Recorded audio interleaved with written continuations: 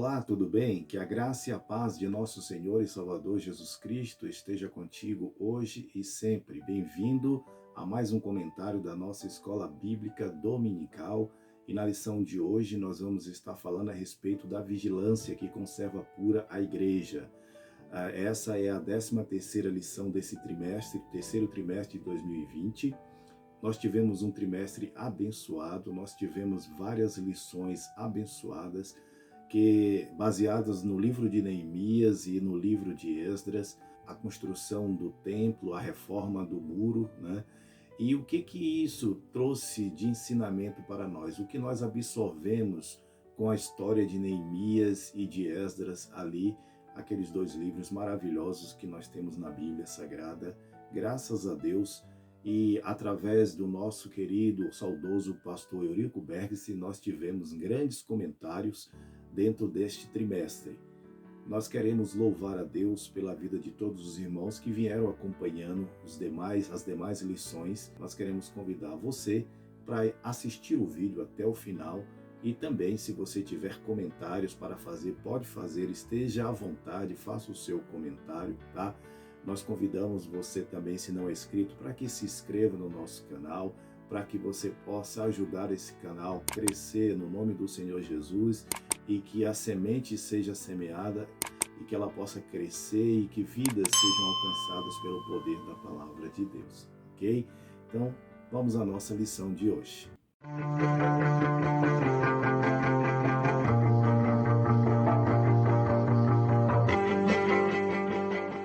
Lição 13.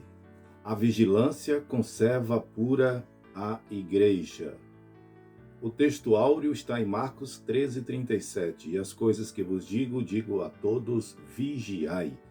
Verdade prática, através da vigilância, a igreja se manterá pura e não se afastará do modelo traçado por Cristo, rejeitando assim as inovações e o mundanismo dos nossos dias. A leitura diária, o padrão divino para a igreja. Numa igreja pura, Deus opera maravilhas. A igreja é a coluna da verdade. A igreja é a família de Deus. Cristo, a cabeça da igreja. Deus confirma o trabalho da igreja. E a nossa leitura bíblica em classe está em Mateus, capítulo 25, versículo 1 até o versículo 13. Então o reino dos céus será semelhante a 10 virgens que, tomando as suas lâmpadas, saíram ao encontro do esposo. E 5 delas eram prudentes e 5 loucas. As loucas, tomando as suas lâmpadas, não levaram azeite consigo, mas as prudentes levaram azeite em suas vasilhas com as suas lâmpadas. E tardando o esposo, tosquenejaram todas e adormeceram. Mas à meia-noite ouviu-se um clamor, aí vem o esposo, sai-lhe ao encontro. Então todas aquelas virgens se levantaram e prepararam as suas lâmpadas. E as loucas disseram às prudentes, dai-nos do vosso azeite, porque as nossas lâmpadas se apagam. Mas as prudentes responderam, dizendo, não seja caso que nos falte a nós e a vós, ide antes aos que o vendem, e comprai-o para vós. E tendo elas ido comprá-lo, chegou o esposo, e as que estavam preparadas entraram com ele para as bodas, e fechou-se a porta. E depois chegaram também as outras virgens, dizendo, Senhor, Senhor, abre-nos a porta. E ele, respondendo, disse, em verdade vos digo que vos não conheço. Vigiai, pois, porque não sabeis o dia nem a hora em que o Filho do Homem há de vir. O dia e nem a hora em que o Filho do Homem há de vir. Quais são os objetivos desta lição? O objetivo geral é sinalizar a necessidade de o aluno cultivar uma vida de oração e de vigilância, e os objetivos específicos apontar o sentido da expressão à meia-noite, revelar que a meia-noite é o início de um novo dia, expor que a meia-noite é a hora das trevas, destacar que a meia-noite marca a vinda do noivo e ressaltar o clamor da meia-noite como um brado de alerta. A introdução. Chegamos à última lição deste trimestre. Mais uma vez, o Espírito Santo quer nos despertar dizendo que o tempo se abrevia. 1 Coríntios 7:29. Meditemos hoje na parábola de Jesus, escrita em Mateus, capítulo 25, versículo 1 a 11, onde encontramos 10 virgens que ouviram o clamor da meia-noite, mas apenas 5 delas estavam preparadas para ele. Deus nos abre os corações para compreendermos a sua palavra, pois temos a necessidade de estar devidamente preparados. Amém. E o ponto central desta lição é preciso vigilância para conservar a pureza da igreja. Bom, amados, então nesta lição nós vamos ver que a narrativa de Mateus capítulo 25, ali do versículo 1 até o versículo 11, Jesus vai trazer uma parábola bastante discutida na igreja, que é a parábola das 10 virgens. Nessa parábola das 10 virgens, 5 dessas virgens estavam preparadas e 5 delas não estavam. Como assim? 5 delas tinham reserva de azeite nas suas lamparinas e 5 delas não tinham. E aí Jesus vai dizer que quando chegou exatamente à meia-noite, então ouviu-se a voz, aí vem o noivo. Então aquelas que estavam prontas, as 5 prudentes que estavam prontas, essas, quando o noivo chegou, elas estavam ali aguardando e estavam preparadas. As outras ainda iriam se preparar. Por quê? Porque elas precisavam ter a reserva de azeite. Azeite na Bíblia simboliza Espírito Santo. Então, aquelas 10 virgens, elas possuíam ou elas precisavam possuir o Espírito Santo. Até porque a Bíblia vai ensinar que é o Espírito Santo quem vai conduzir a igreja até o noivo, ou seja, é o Espírito Santo quem vai apanhar a igreja ou pegar a igreja e entregar ela para o seu noivo, assim como Eliezer, foi buscar uma noiva para Isaque. Então, o Espírito Santo, também, ele vai pegar a noiva, que é a igreja, e conduzi-la até Jesus. Esse é o sentido desta parábola. Ela está apontando para uma parte que estava preparada e a outra parte que não estava preparada, ok? Meia-noite, o dia que já passou. À meia-noite, exatamente às 24 horas, o dia terminou definitivamente. Tudo o que nele aconteceu pertence ao passado, ao dia de ontem. Este é o sentido da expressão à meia-noite. Ela nos fala de um dia, de um período de tempo que terminou. Do ponto de vista bíblico, o período de tempo, o dia que está para terminar, é a dispensação da igreja. Romanos capítulo 11, versículo 25, e Lucas capítulo 21, e versículo 24. E no momento em que Jesus arrebatar a sua igreja fiel, este período haverá terminado definitivamente. Vivemos, portanto, os últimos momentos da igreja aqui na terra. A Bíblia diz que somos o sustentáculo da verdade. 1 Timóteo 3,15. Que grande é a nossa responsabilidade. Por isso, Jesus mandou que trabalhemos enquanto é dia. João, capítulo 9, versículo 4. Pois a noite há de vir, e então não será possível fazer mais nada. Então vamos conferir aqui o que diz Romanos, capítulo de número 11 e versículo 25. Diz assim: Porque não quero, irmãos, que ignoreis este segredo, para que não presumais de vós mesmos, que o endurecimento veio em parte sobre Israel, até que a plenitude dos gentios haja entrado. E Lucas capítulo 21 e versículo 24, que diz assim, Lucas 21, 24. E cairão a fio de espada, e para todas as nações serão levados cativos, e Jerusalém será pisada pelos gentios, até que os tempos dos gentios se completem. Então, amados, esta palavra aqui está se referindo ao tempo completo. A palavra plenitude quer dizer o tempo perfeito, o tempo completo. Não era para ser antes e não era para ser depois. É o tempo que está definido, é o tempo que está marcado. Esse é o sentido da palavra plenitude. Então, precisava que houvesse a plenitude, ou seja, precisava que se cumprisse o tempo certo. Então, o que que a Bíblia está nos dizendo? Que a meia-noite é o dia que já passou. Então, à volta do Senhor Jesus, nós vamos encontrar a Bíblia falando que o Senhor virá como um ladrão à meia-noite, né? E aí vai retratar também que a chegada do noivo é justamente à meia-noite, porque a meia-noite é porque um dia inteiro se passou. O que que isso traz para nós como significado? Que Deus preparou o tempo, né? Deus preparou todo o tempo que nós precisamos, né? Deus tem preparado todo o tempo que nós precisamos para reconhecer, para aceitá-lo como Senhor e como Salvador. Então, por isso que a Bíblia diz que o nosso Deus, ele é longânimo. E essa longanimidade de Deus, né, é que permite com que milhares e milhares de vidas sejam alcançadas. Se Deus não fosse longânimo, o Jesus já teria voltado e com certeza muitas almas deixariam de ter recebido o evangelho da graça, né? A salvação das suas almas. Mas é esse período, né, que Deus está dando, esse tempo que Deus está dando é para que o homem ele chegue ao pleno conhecimento da verdade. Meia-noite, o início de um novo dia.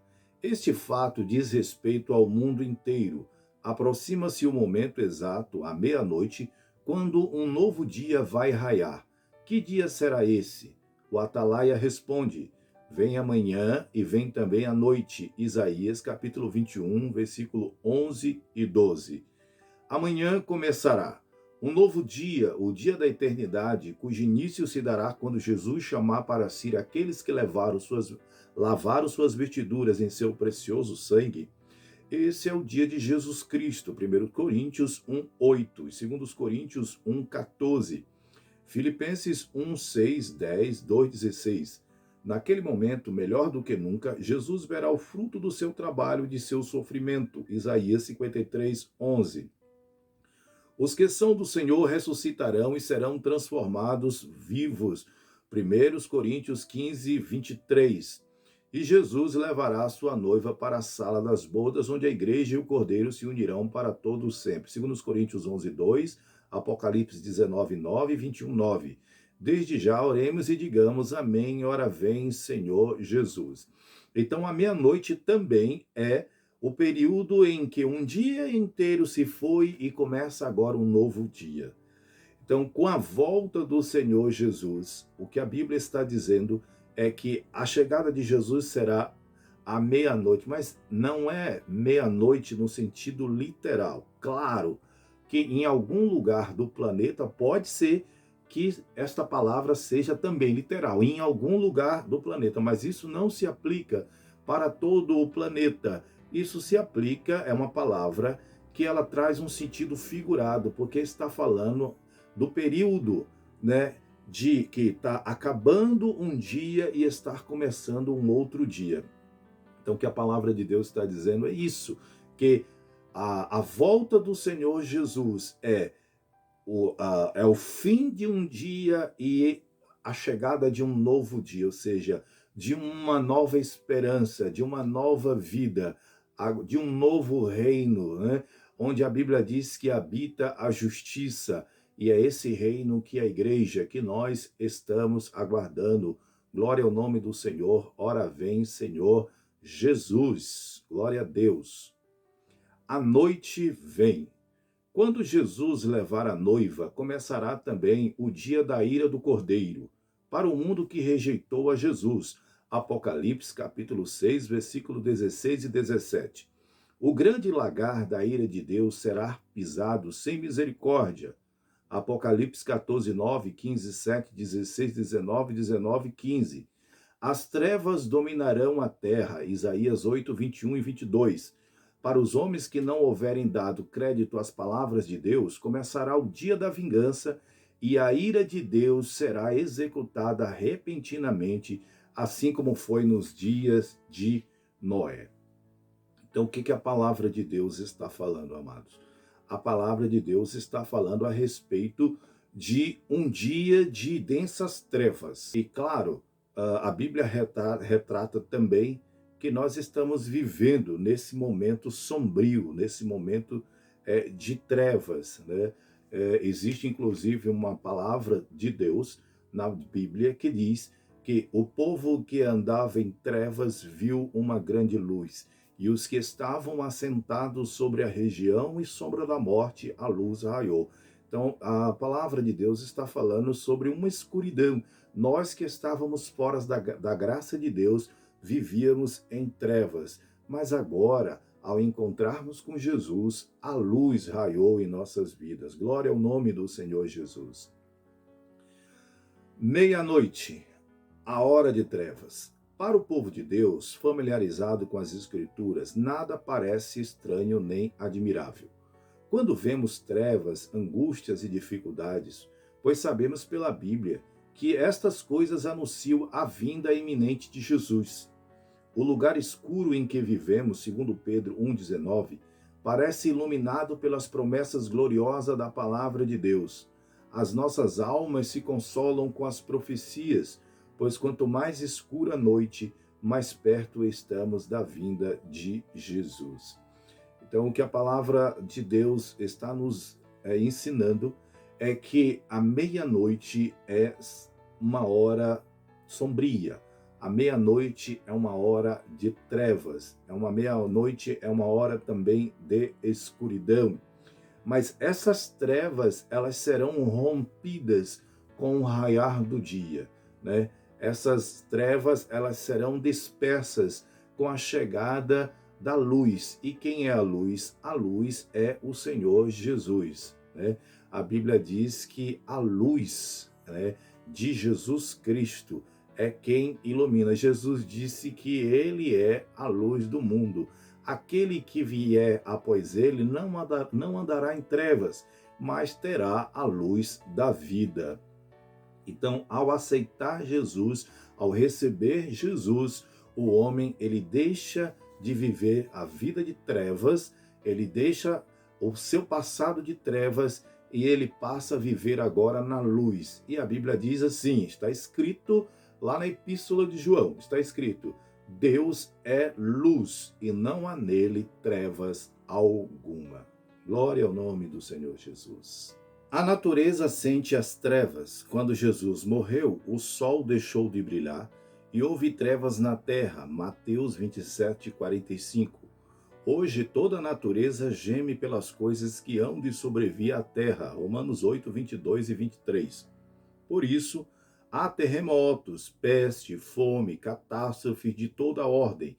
A Bíblia já previu tudo isso. Lucas capítulo 21, versículo 11 a 25. Os homens sentem as trevas. A Bíblia fala de tempos difíceis, quando o homem em particular será atormentado por tentações de toda espécie. 1 Timóteo 4,18, 2 Timóteo 3, de 1 a 4. As perseguições à igreja, o ódio aos crentes e a corrupção moral provam que já anoiteceu há muito tempo. Lucas 17, 28, 21, 12, 16 e 17. As nações estão em trevas. Há guerras e rumores de guerras. Lucas 21, 9, Mateus 24, 6. O período de guerras nucleares, biológicas e químicas constitui uma sombra ameaçadora que paira sobre todo o mundo. O mundo já se preparou para a maior catástrofe de todos os tempos, a grande tribulação. Mateus 24 e 21. E não há lugar para recuo. As trevas da meia-noite já chegaram. Então, a natureza sente essas trevas, né? A Bíblia vai dizer que a natureza espera, né? A Bíblia diz assim: a ardente expectativa da criação aguarda a revelação dos filhos de Deus. Então, a palavra de Deus está falando aqui que a natureza está aguardando um grande momento. Que revelação é essa? é o arrebatamento da igreja. É, a Bíblia diz, a própria Bíblia vai mostrar também que estamos sentindo essas densas trevas que estão à nossa volta. Olhe para o mundo que está à sua volta. Olha, veja quanta escuridão. As pessoas querendo transformar o errado no certo e o certo no errado, né? Tudo aquilo que é puro, tudo aquilo que é decente, tudo aquilo que é digno, tudo aquilo que é moral, está escoando pelo ralo, né? Da corrupção, da insensatez, os julgamentos injustos, pessoas que se dizem juízes e que fazem julgamentos injustos, que são compradas, que se vendem, né? E por conta de tantas coisas que a gente tem visto isso, sabe, queridos? A gente vê que nós estamos realmente vivendo em densas trevas. Estamos vivendo num mar de lama, de escuridão, né? E o próprio Jesus já tinha falado que o mundo jaz no maligno. O próprio Jesus já tinha ensinado que o mundo jaz no maligno. Nós estamos vivendo, nós não somos do maligno, mas nós estamos aqui nesta terra e a Bíblia diz que o mundo jaz no maligno. Então são escuridões, são densas trevas que vai tomando conta, né, dos povos, das nações. As nações estão em guerras, em trevas, porque são guerras, são rumores de guerras, né? E um tentando mostrar que é mais do que o outro. Nós estamos vendo aí essa briga horrível da China com os Estados Unidos, essas acusações, né? Os Estados Unidos diz que esse vírus que veio, o coronavírus, é um vírus de laboratório que foi, né, que foi trabalhado num laboratório chinês e que isso teve um propósito, né? Alguns dizem que isso foi para quebrar a economia dos Estados Unidos. O mundo não está conseguindo enxergar, mas praticamente, amados, pelo que a gente vê, pelo que a gente acompanha, a China, a China já se tornou a grande potência do mundo. E para os irmãos terem uma ideia, a China, não os chineses, mas o regime chinês, ele é anticristão. Ele não apoia o cristianismo. As igrejas são perseguidas, as igrejas, os templos são destruídos, os irmãos têm que viver escondidos há muitos anos. Existem igrejas subterrâneas, existem igrejas onde os irmãos eles vivem escondidos, ocultos o tempo inteiro, porque grande, né? Acirrada é a perseguição das autoridades chinesas aos cristãos, os próprios cristãos que se convertem lá, os cristãos chineses. Então, e a gente está vendo aí os Estados Unidos, né? Por mais que a gente sabe que tudo o que também é de ruim partiu de lá, né? Mas os Estados Unidos ainda é um berço cristão, né? Ainda é um berço cristão. Ele foi formado por cristãos. Então, essa guerra religiosa, essa guerra de moral. Então, irmãos, nós realmente estamos vivendo em períodos sombrios. Que o Senhor nos guarde, que o Senhor nos proteja, né? Que a sombra do Onipotente esteja sobre a nossa vida para nos guardar, porque quão grande são essas trevas que estão pairando sobre o mundo nesses últimos dias. Que Deus tenha misericórdia de nós. Meia-noite, a vinda do noivo. Durante milênios, os salvos cantaram e falaram da segunda vinda de Jesus. Muitos crentes que esperavam aquele dia dormiram no Senhor, guardando a fé. E os que hoje vivem esperam ansiosos a segunda vinda de Jesus. Mas a partir da meia-noite, ninguém mais dirá que Jesus virá. Pelo contrário, à meia-noite ouvir-se-á o clamor de júbilo incontido que encherá a terra e o céu. Será a noiva exclamando: chegou o noivo. Em Mateus 25:10 está escrito: chegou o esposo. Naquele glorioso momento, o poder do Espírito Santo operará milagres. Romanos 8:11 e Filipenses 3:21. Pois os que morreram em Cristo ressuscitarão com corpos gloriosos, e os que estiverem vivos serão transformados, e todos juntos serão arrebatados ao encontro com o Senhor nos ares. Seremos arrebatados ao céu para não sofrermos a dor e a desgraça que atingirá o mundo todo. Iremos entrar nas moradas que Jesus foi nos preparar e para as quais fomos comprados com o seu precioso sangue. Então, à meia-noite, o noivo vem. À meia-noite. É a meia-noite onde a igreja estará dizendo, onde a noiva estará dizendo, o noivo chegou.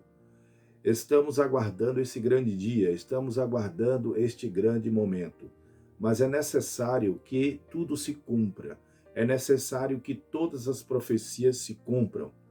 Embora entendamos pela palavra de Deus e acompanhando o que nós temos visto acontecer no mundo, que muito provavelmente todos os sinais já se cumpriram.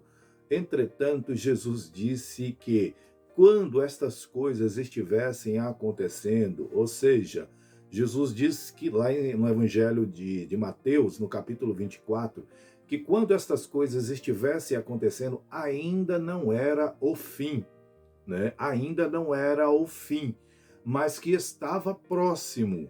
Então, os sinais não são indicadores de que chegou o fim, mas indicadores de que se aproxima o fim. Só que esses sinais não se cumprem agora, não se cumpriram agora. Eles já vêm se cumprindo desde séculos atrás. Na verdade, a partir do século XIX, nós já podemos acompanhar ali grandes sinais, né? E principalmente o século XX. O século XX é que foi o século realmente que aconteceu grandes coisas, muitas coisas mesmo, né? É só você pesquisar, é só você investigar e você vai ver que realmente uma grande parte dos sinais aconteceram no século XX. Esse século XXI, né? Nós acreditamos que é o século do grande casamento, o casamento místico da igreja com nosso Senhor e Salvador Jesus Cristo. E nós estamos aguardando esse grande dia, esse grande momento. Estamos nos aproximando já da meia-noite e o noivo já está se aproximando também para vir arrebatar a sua igreja. O clamor da meia-noite, um brado de alerta. Mas à meia-noite ouviu-se um clamor. Aí vem o esposo, Mateus 25:6. Este é o clamor que ouvimos em nossos dias. Meu irmão, você está ouvindo já este clamor? Está escutando como o Espírito Santo diz ao mundo e aos salvos que Jesus vem em breve? Está atento aos sinais dos tempos? Está atento ao cumprimento das profecias? Quem tem ouvidos para ouvir, ouça o que o Espírito diz à igreja. Mas aqueles que já ouviram a voz do Espírito Santo devem divulgar as palavras eternas do Evangelho, enquanto houver tempo. Fomos chamados por Deus para sermos atalaias e a nossa função é despertar o povo. Temos que anunciar aos homens que Jesus vem breve. Obreiros e crentes em geral, não nos cansemos de anunciar a volta de Jesus. Não é bastante que uma vez tenhamos sido feitos filhos da luz e vestidos de vestes nupciais. Precisamos vigiar e permanecer prontos para a vinda do Senhor. Por isso diz a Bíblia: guarda o que tens, para que ninguém tome a tua coroa. Os membros da igreja de Filadélfia eram agradáveis a Deus, mas precisavam guardar o que havia recebido do Senhor, para não serem roubados. É isso que a palavra de Deus nos ensina, com a ordem: vigiai. Marcos 13, 36 e 37.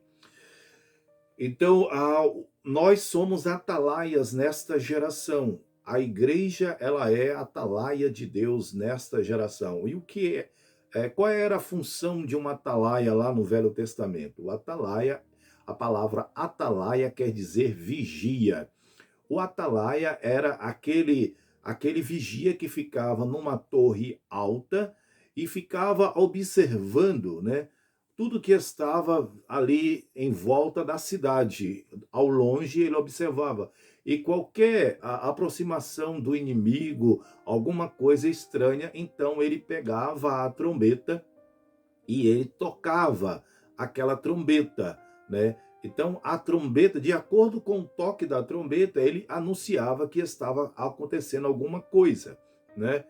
Também, ele tinha também a função ali, não só de alertar o povo, mas também de fazer convocações, ali através do toque da trombeta. Então, queridos, o que a Bíblia está nos ensinando é que nós somos atalaias de Deus nesta geração. Precisamos tocar a trombeta. A Bíblia diz: perturbem todos os moradores da terra, toca a trombeta em Sião. Toca a trombeta em Sião, perturbe os moradores da terra. A palavra perturbar aí é incomodar mesmo, incomode as pessoas. Diga para elas que Jesus seja chato mesmo, deixe que as pessoas digam: não, esse crente é chato, esse cristão é chato. Ele não para de falar de Jesus, ele não para de falar da volta de Jesus. Mostre para o mundo que Jesus está voltando, né? De que mostre para o mundo que essa pandemia que aí está, ela não é por acaso. Isso aí faz parte de um grande sinal, né? Talvez a preparação de do reino do anticristo, não sabemos, de uma nova ordem mundial, mas não é natural o que está acontecendo. O que está acontecendo é algo para se parar e se pensar e se refletir, né? É algo para nós entendermos e para que a igreja fique bem alerta. Acorda, a Bíblia diz: acorda, desperta tu que dormes, né? Então, a igreja precisa ficar alerta. O noivo está chegando e a noiva não pode estar dormindo. O sono espiritual é um sinal dos últimos tempos. O sono pode ser causado primeiramente pela desobediência, como aconteceu a Jonas. Quando obedecemos a Deus, somos revestidos do poder do Espírito Santo para não adormecermos. Também a preguiça causa sono. Quando Davi ficou em casa desocupado enquanto seu exército combatia, caiu em tentação. Por isso é uma bênção para o crente estar muito ocupado na igreja do Senhor, servindo ali. Esgotamento espiritual por falta de renovação também pode causar sono. Está escrito que Abraão teve que lutar contra o sono ao pé do altar. Precisamos do poder de Deus para ficarmos fortes e resistir a tudo, inclusive ao sono. E esse sono aqui, que a Bíblia está falando, é o sono que é a falta de vigilância. A igreja precisa estar vigilante. Ora, à meia-noite, teoricamente, é a hora em que todos estão dormindo, né? Ou que a maioria está dormindo. À meia-noite, nós estamos num sono profundo. Por isso, precisamos tomar cuidado, porque também, quando a Bíblia fala sobre a chegada do noivo à meia-noite, a Bíblia está falando que é um período onde muitos estarão dormindo. E aí a Bíblia vai falar a respeito do pai de família, que a Bíblia diz assim: se o pai de família soubesse a que vigília da noite ele viria, o ladrão viria, por certo vigiaria e não deixaria que a sua casa fosse minada ou que a sua casa fosse roubada.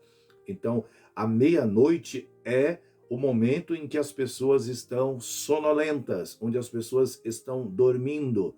Por isso é que a volta do Senhor Jesus será provavelmente, se partirmos para este raciocínio, será no momento em que muitos estarão dormindo, ou seja, muitos estarão sonolentos, né? E não estarão percebendo as coisas que estão acontecendo à sua volta. Por isso a igreja precisa ficar alerta, a igreja precisa ficar despertada. Seremos guardados vigilantes se usarmos os meios que Deus põe à nossa disposição. Ele nos desperta pela sua palavra. Jesus despertou seus discípulos falando-lhes, Mateus 26, 45, 46. Como é precioso a palavra de Deus. Quem a estuda com atenção encontra sempre incentivo e despertamento. Aleluia. O Espírito Santo nos conserva vigilantes e acordados. Ele é como o óleo na lâmpada. Vive, pois, uma vida onde há inteira liberdade para o Espírito de Deus operar, e isto o conservará preparado para o encontro com o Senhor. A oração é outro fator de importância para o qual Jesus chama a nossa atenção. Disse ele, vigiai e orai para que não entreis em tentação. E acrescentou, o espírito está pronto, mas a carne é fraca, significando que se os discípulos orassem, o espírito prevaleceria sobre a carne, porque a oração é um recurso tão importante para nos manter vigilantes. Sim, porque pela oração vivemos em comunhão com Deus, então ficamos fortes e felizes. Então vocês vão ver que quando Jesus vai para o Monte das Oliveiras ali para orar, naquela noite onde ele seria preso, e ele passaria o restante da noite ali sendo julgado por Anás e Caifás, que seria levado perante Herodes, e depois de manhã ele seria levado perante Pilatos, né? Então, antes de acontecer isso, Jesus vai o quê? Jesus vai orar. Isso é um ensinamento para nós. E a Bíblia diz que Jesus chama aqueles seus discípulos para que fosse com ele, né? E ficasse ali, orando ali pertinho dele. Ele se retirou mais um pouco, e a Bíblia diz que ali ele fez a sua oração, e ele, naquela oração agonizante, naquele sentimento agonizante, onde os nossos pecados estavam sobre os seus ombros ali, né? A Bíblia diz que ele chegou a suar gotas de sangue, né? Então, aí Jesus, quando vai ver os discípulos estavam dormindo, né? Os discípulos estavam dormindo. E a Bíblia vai narrar, né? Um dos evangelistas vai narrar que Jesus, mais de uma vez, Jesus vai falar com eles e eles estavam dormindo. E então Jesus fala para eles, né? Que eles não poderiam, né, estar vigiando nem uma hora. Então eles estavam sonolentos. Num momento tão necessário, num momento tão preciso, eles estavam dormindo. É isso que a palavra de Deus está nos alertando, amados. Isso que a palavra de Deus está nos alertando. Precisamos estar acordados, como diz aquele hino da harpa. Acordai, acordai, despertai, despertai. Né? Eis marchamos para o nosso novo país, que é os céus, né? Então, o que a palavra de Deus está nos ensinando aqui é que nós precisamos estar vigilantes, e uma das grandes armas para isso é a oração. Glória a Deus. Sim, porque pela oração vivemos em comunhão com Deus. O rosto de Moisés resplandecia quando tinha estado com Deus no monte. Êxodo 34, 29. Semelhantemente também Estevão, Atos 6,15. A oração é uma arma eficaz contra Satanás. Efésios 6,18. Quando combatemos e prevalecemos contra o nosso inimigo, permanecemos vigilantes. A oração é finalmente o meio pelo qual recebemos as bênçãos de Deus. A oração nos enche de sua graça e nos faz prontos para o grande culto nas nuvens. Que Deus nos guarde, a todos vigilantes, a fim de podermos ver um dia a glória de Deus. Estejamos atentos à nossa conduta, sempre buscando a santificação e purificação, para que não apareça alguma mancha em nossos vestidos, porque qualquer que nele tem esta esperança, purifica-se a si mesmo, como também ele é puro. 1 João 3,3. Assim estaremos sempre preparados e um dia o veremos tal como ele é. Então a oração é o grande, vamos dizer assim, é a grande arma que Deus nos ensinou. Por isso a Bíblia vai dizer, orai sem cessar. orai sem cessar. Jesus, o nosso mestre, né? A segunda pessoa da Trindade, o Filho de Deus, Jesus, ele viveu uma vida de oração. Isso nos mostra, nós que somos seus discípulos, que precisamos seguir a pisada do nosso mestre, que precisamos também batalhar para orar. E orar é uma luta contra a carne, porque não é fácil, né? A carne ela vai lutar para você não orar, mas nós precisamos vencer, nós precisamos estar ali, não só o pensamento dizendo eu vou vencer através da oração, eu vou orar, e aí você vai ajoelhar, você vai buscar a presença de Deus, aqueles que não podem ajoelhar, mas de uma certa forma você vai conversar com Deus, porque orar é isso, é conversar com Deus. E só assim nós vamos vencer. Conclusão. Quando o clamor da meia-noite for ouvido, diz a Bíblia que o seu sentido é o seguinte: sair-lhe ao encontro. É precisamente isto que o Espírito Santo quer dizer atualmente. Prepara-te para te encontrares com o teu Deus. Amós 4:12. E nós devemos estar prontos a responder. Já a sua noiva se aprontou. Apocalipse 19, 7, 8. Lemos em Mateus 25, 7, que ao ouvir o clamor da meia-noite, as virgens começaram a preparar as suas lâmpadas. Meu irmão, a tua lâmpada está preparada hoje? Que Deus permita que nas nossas lâmpadas das nossas vidas se cumpram as palavras de Lucas 12, 35, 36. Estejam cingidos os vossos lombos e acesas as vossas candeias, e sede vós semelhante aos homens que esperam o seu Senhor, quando houver de voltar das bodas, para que quando vier e bater, logo possam abrir-lhe. O Espírito Santo nos está despertando hoje para que estejamos nesta condição, estejamos atentos e sensíveis à sua voz. Glória ao nome do Senhor. Então, amados, nós precisamos estar prontos. A meia-noite é a hora em que o noivo vem para encontrar com a sua noiva. A Bíblia fala sobre este casamento, né? Este casamento místico que é Jesus com a sua igreja. E nós precisamos estar preparados para este grande dia, para este grande momento. Não vamos deixar para nos preparar na última hora. Não podemos, né? Quando o noivo chegar, não tem como o noivo falar assim, tá bom, eu vou ficar esperando aqui e vocês vão e prepare as suas vestes direitinho, que não deu tempo, tá bom. Não, amados, não, né? Quando a Jesus voltar, a sua noiva, a igreja, ela tem que estar pronta. Então, esta é a época de nós estarmos nos preparando, né? Não dá para fazer na última hora, no último momento. Então, precisamos, enquanto a Bíblia diz que enquanto é dia, é hora de trabalhar, porque a noite vem e à noite ninguém trabalha, o que a Bíblia fala, né? Então, claro que a Bíblia está falando sobre aquele sentido de que como ela foi escrita numa época onde as pessoas não trabalhavam à noite, porque naquela época tinha a questão da escuridão, era mais da agricultura, coisas assim. Claro, então estamos falando do período naquela época, ela está retratando aquela época em que ela foi escrita.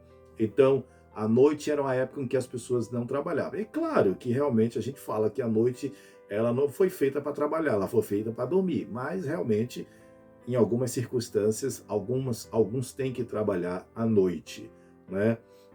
Mas esse é o sentido de que nós precisamos estar trabalhando enquanto é dia, enquanto há luz, porque o dia está relacionado à luz, trabalhando pelo dia, porque estamos trabalhando na luz inacessível que é o nosso Senhor Jesus. Glória a Deus. Amados, esta lição ela vem fechando com chave de ouro. Nós estudamos ao longo desse trimestre várias lições ali dentro da história do livro de Neemias e de Esdra, né? E podemos ali tirar várias lições importantes para a igreja, né? E vimos também a importância que é a palavra de Deus que traz o avivamento, né?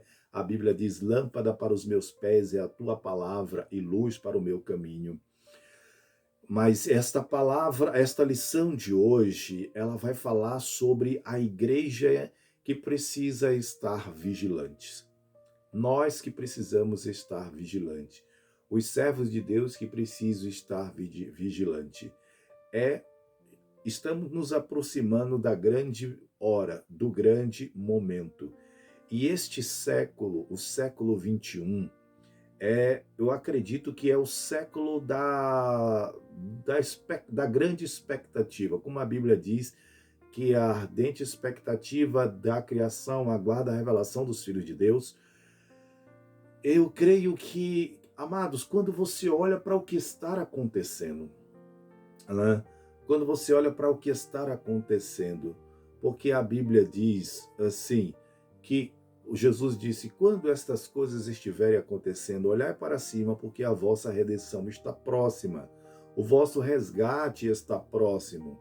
Então, quando a gente vê o que está acontecendo na humanidade, quando a gente vê o que está acontecendo nas religiões, na esfera social, na esfera política, né? No clima do planeta, né? Tudo que está acontecendo. Quer ver, amados, um grande sinal da volta do Senhor Jesus está aqui, ó, nesse momento. Eu e você, agora, né? A tecnologia. A tecnologia, aí você vai ver que lá no livro de Daniel, o Senhor vai dizer assim: e nos últimos dias a ciência se multiplicará.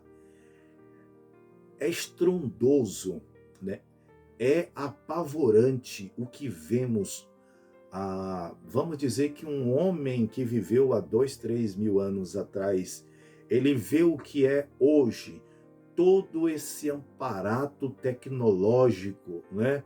Através de sistemas de satélite, de redes, enfim, né? Tecnologia 4G, agora está chegando a tecnologia 5G, algo que é assustador, gente, é assustador.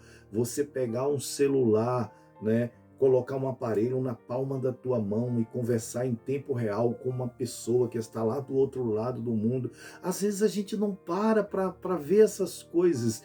Isto é um grande sinal, né? A questão das nanotecnologias, da robótica, das grandes descobertas feitas, né, nos laboratórios, a maneira como o cientista tem trabalhado, né, com as coisas, enfim, tudo é muito assustador, tudo é muito assustador, sabe? Então, isso é uma prova, isso é um grande sinal, isso é um grande sinal. A tecnologia, o avanço da tecnologia é um grande sinal da volta do Senhor Jesus. Igreja amada, igreja remida, comprada pelo sangue do Cordeiro, desperta, acorda, sê vigilante, vigiai, porque a Bíblia diz que a vigilância, primeiro vem a vigilância, a Bíblia diz, Jesus disse: olhai, vigiai e orai. Veja que a vigilância, ela vem primeiro ainda que a oração. Precisamos orar e muito, como nós vimos nesse comentário, mas nós precisamos também ser muito vigilantes, porque senão nós vamos perder tudo aquilo que nós oramos, né? Então, está chegando a grande hora, está chegando o grande momento. Toque a trombeta em Sião, né? Anuncie aos 4 cantos da terra, anuncie aonde você estiver, aonde você trabalha, fala sobre Jesus, fala sobre a volta de Jesus, porque nós precisamos, né, levar para o Senhor o maior número de almas possível para que sejam estas vidas alcançadas no grande dia do arrebatamento da igreja, elas possam estar prontas e todos juntos, uníssonos, né, estarmos nos encontrando com o nosso Senhor nos ares. Amém, queridos? Amados, eu gostaria nesse momento de agradecer a você que nos acompanhou todo esse trimestre. Deus te abençoe grandemente, Deus abençoe a tua casa, Deus abençoe a tua família, tá? Eu sei que muitas pessoas têm uma vida corrida, assim como eu também tenho, né? Eu não vivo do evangelho, eu trabalho, né? Sempre trabalhei para sustentar a minha família. Então, são poucas horas, às vezes, da noite, né? E às vezes eu deixo de estar um pouco com a minha família para estar trabalhando, para estar estudando, para estar meditando na palavra de Deus, para trazer, né, a informação, trazer o ensino da palavra do Senhor, né? Aquilo que Deus tem colocado no meu coração. Então, a partir do próximo trimestre, eu não prometo que vou estar comentando os assuntos assim, parte por parte da revista, mas a gente vai fazer um esforço, pelo menos, de fazer um resumo, né? Um resumão daquele assunto. Até porque, para que os vídeos não fiquem cansativos, né? Porque eu sei que realmente muitas pessoas não gostam de assistir mais de 15, 20 minutos de vídeo. E um estudo da escola bíblica, a gente tenta acelerar ao máximo para a gente poder falar estourando em 1 hora de relógio, né? Mas se você for fazer comentar realmente assim, ponto por ponto, bem detalhadamente, dá umas 2 horas de relógio. Então o vídeo fica muito comprido. Mas nós vamos estar fazendo um resumão para que esses vídeos ele fiquem bem mais curtos e também, né? Claro, é uma maneira também de ajudar alguns professores de escola bíblica, porque também às vezes na correria você precisa de um subsídio, você precisa de um suporte, né? Deus te abençoe grandemente, tá? Se Jesus não voltar, nos encontramos na próxima lição. Amém? Um grande abraço, fica com Deus.